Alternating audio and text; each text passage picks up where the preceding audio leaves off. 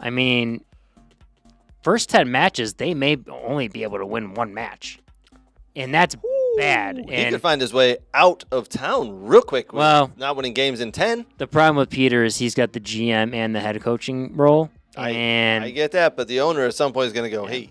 Well, if you watch 10. the Onside documentary, they talk about that last year and how he was a little bit on the hot seat and how he got out of it because of injuries to players.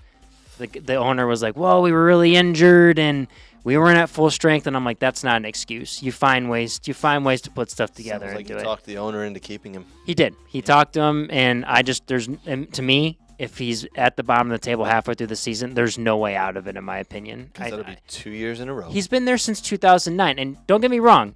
When he took over, when they fired a coach, he came in 2009 and took over. I mean, he had that club moving and going, and they were always a difficult team to beat.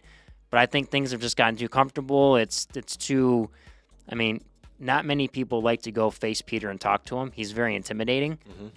And I think that is very rough on a culture when you can't joke around and be yourself a little bit.